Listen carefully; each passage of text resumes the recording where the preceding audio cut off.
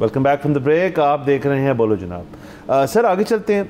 और सर आपसे गिला सर इस सीज़न सर हमने स्मॉग, माहौलियाती आलूदगी और दीगर और जो इससे मुंसलिक मसाइल हैं उनके ऊपर हमने बड़ी कम बात की है सर हमने समझौता गमों से कर लिया। उसकी एक वजह तो ये कि और जो गोइंग अबाउट्स और हैपनिंग अराउंड्स थी हमने उनके ऊपर ज़्यादा फोकस किया और माहौलियाती आलूदगी के अंदर कोई इस किस्म का इंकशाफ नहीं हुआ कि जिस पे हम कहें जी बात कर लेते हैं। ये बात उस तरह से बिल्कुल ठीक है कि पिछले साल की निस्बत इस साल स्मॉग जो है वो ज़रा कम हमने महसूस की और उसकी कई वजूहत हो सकती हैं। एक हुकूमती मौक़िफ़ है जिसके अंदर वो कहते हैं जी कि हमने बड़ा कंट्रोल फैक्टर्स लगाए हुए हैं इसके ऊपर, इस वजह से कम हुई है।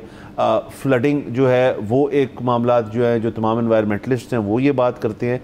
लेकिन सर इसी स्टूडियो में बैठे हुए हमारे एक मेहमान ने जो बात की थी ना वो मेरे ख्याल में सबसे ज़्यादा लागू होती है कि ये काबुल से कलकत्ता तक का मसला है। ये कोई आपका एक लाहौर की एक डिस्ट्रिक्ट या एक शहर के अंदर एक ही बढ़ जाए तो वो मसला तो है उन शहरियों के लिए, लेकिन इसका हल जो है वो पूरे खित्ते ने मिलके करना है। अब उसके अंदर खित्ता कैसे इन्वॉल्व हो सकता है, ये एक बहुत बड़ी डिबेट है। जी बिल्कुल। दूसरा विंड्स जो है ना वो इस दफ़ा नहीं रुकी, जिसकी वजह से आपका ये माहौल बेहतर है पिछले साल से के मुकाबले में। मैं आई एम सॉरी, हुकूमत ने बिल्कुल काम किया है, लेकिन बहुत ज़्यादा क्रेडिट इसलिए नहीं दे सकता कि एक तो जिस दिन विंड रुकती है उस दिन आप देखते हैं कि स्पाइक कर जाता है। दूसरी सबसे बड़ी बात वो ये कि ठीक है जी, यहाँ की हुकूमत ने बड़ा अच्छा काम किया है, तो इसका मतलब है कि फिर इंडिया की हुकूमत ने उससे भी अच्छा काम किया है, क्योंकि वो तो फिर भी पाकिस्तान से नीचे ही हैं। सो ये पूरा जिस तरह आपने कहा ना कि कलकत्ता से लेके तो काबुल तक का मसला है, तो काबुल से लेके कलकत्ता तक इस दफ़ा बेहतर है। ऐसे नहीं है कि जो लाहौर बेहतर है और बाकी ख़राब है। तो सर इसी मुहिम में, इसी मद में एक और वज़ीर पंजाब मरीम नवाज़ साहिबा की तरफ से एक प्रोग्राम जो है उसका इफ्तिताह हुआ है। और सर ये बेसिकली आपको क्या कहते हैं, ग्रीन क्रेडिट प्रोग्राम जो है इसका नाम है। और ये प्रोग्राम ऐसे है कि एक नंबर उन्होंने बनाया उसके ऊपर, और एक व्हाट्सएप का भी नंबर है शायद, तो उसके ऊपर शहरी जो हैं वो अपनी ज़िम्मेदारी का वो करते हुए, ड्यूटी करते हुए वो 10 गाड़ियाँ जो हैं उनकी अगर निशानदेही करेंगे तो उनको एक जो है वो ग्रीन क्रेडिट मिलेगा।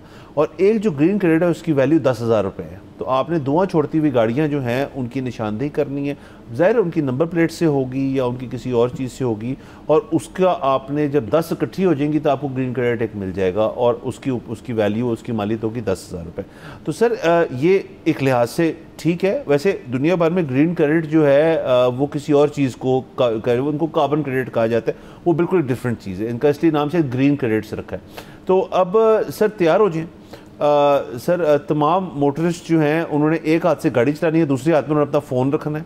ज़ाहिर है ये किसी किस्म का प्रूफ भी मांगेंगे, या ज़ाहिर है वो नंबर प्लेट जो आपकी नोट डाउन कर रही हैं। तो सर इस ग्रीन क्रेडिट प्रोग्राम में जो ट्रैफिक पुलिस है उनके लिए ज़िंदगी थोड़ी मुश्किल होने लगी है मुझे लग रहा है, क्योंकि सब लोग जो है, क्योंकि उन्होंने उसकी जो वैल्यू लगाई है वो काफ़ी ज़्यादा लगाई है कि शख्स जो है 10 ग्रीन क्रेडिट इकट्ठे कर लेता है तो उनको 10,000 रुपये जो है, सॉरी एक ग्रीन क्रेडिट इकट्ठा कर लेता है 10 गाड़ियों के ज़रिए तो उनको 10,000 रुपये जो है वो मिलते हैं। ये एक अलग सवाल है कि उन पैसों को एक्सट्रैक्ट करना कितना को आसान है, लेकिन अगर तो पंजाब गवर्नमेंट ये पैसे देना शुरू कर दे तो सर देखें फिर कैसे यहाँ पे शिकायतें लगती हैं।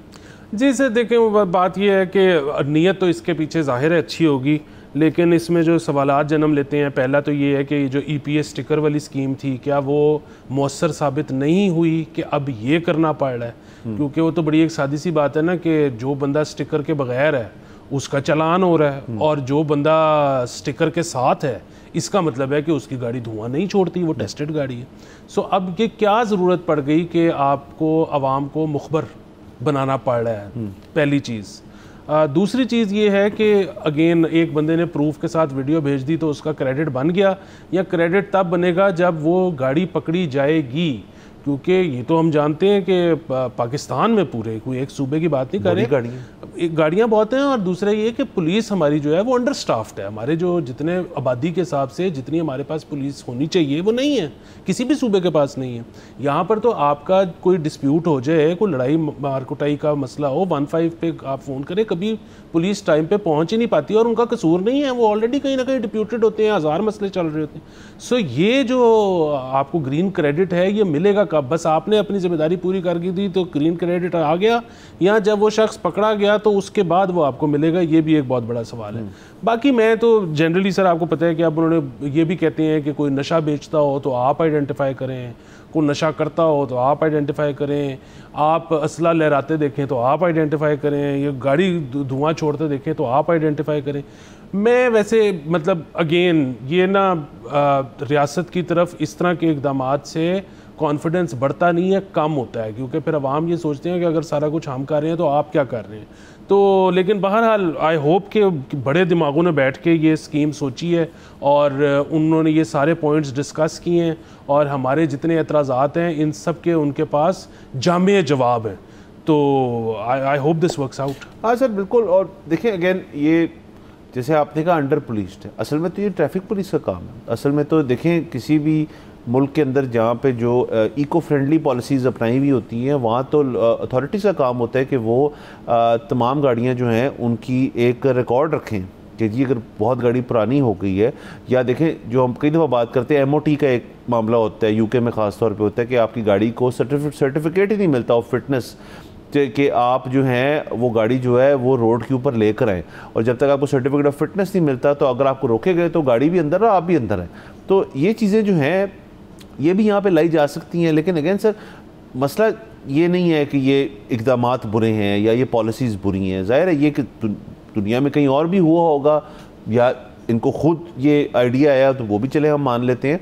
पॉइंट इज़ के आबादी हमारी बहुत ज़्यादा हो चुकी है।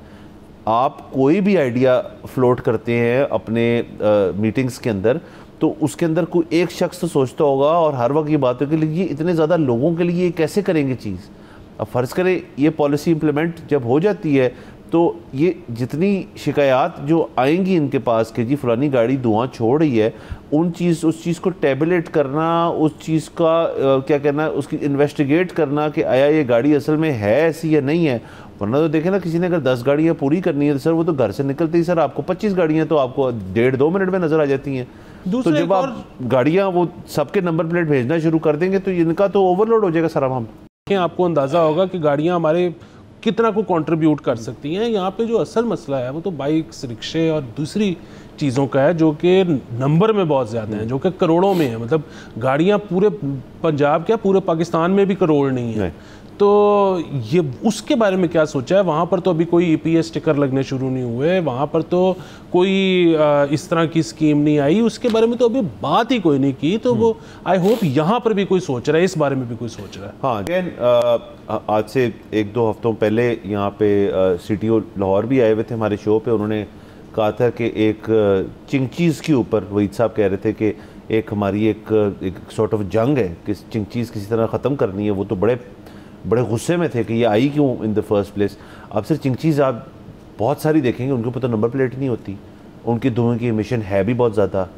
अब उनके ऊपर कौन निशानदेही कर सकता है ये बताएं। तो ये sir basically again I hope इसके अंदर it works out for the government, but असल बात ये है कि बहुत लेट हो गए हम। बिल्कुल सर, पुलिस की गाड़ियां देखें ना, पुलिस के जो डाले हैं, और पुलिस खुद कहती है, वो कहते हैं कि जी हमें नई गाड़ियां, नई बाइक, सारा कुछ नया लेके दें, क्योंकि ये जो पुराना है ये इतना पुराना हो गया है कि ये पेट्रोल बहुत ज़्यादा खाता या पीता है। तो अब वो बात ये है कि वो एक तरफ वो माहौलियाती आलूदगी कर रहे हैं, दूसरी तरफ अगर आप नए लेकर देते हैं तो वो भी एक्सचेकर में से जाने हैं। तो वो मतलब आप जो है ना पीछे कुआं आगे खाई वाली सिचुएशन है। और जैसे आपने कहा कि आबादी जो है, इसके बारे में जब तक बात नहीं होगी आप किसी चीज़ का हल नहीं निकाल सकते। अगेन सर अगेन यही एक टॉपिक जो है वो इतनी और चीज़ों को जन्म देता है। वैसे हमारा ये बिल्कुल प्लान है कि हम इसी हफ्ते कोशिश करेंगे संडे के रोज़ करने पे या अगले हफ्ते कि आबादी के ऊपर एक बाकायदा तौर पे एक्सपर्ट्स के साथ गुफ्तगू हुई, वो हम कोशिश कर रहे हैं वो शो प्लान करने की। आज के लिए हमारा वक्त ख़त्म हो जाता है, कल आपसे इंशाल्लाह फिर मुलाकात होगी। खुदा सब्सक्राइब करें और बेल दबाएं ताकि कोई खबर रह न जाए।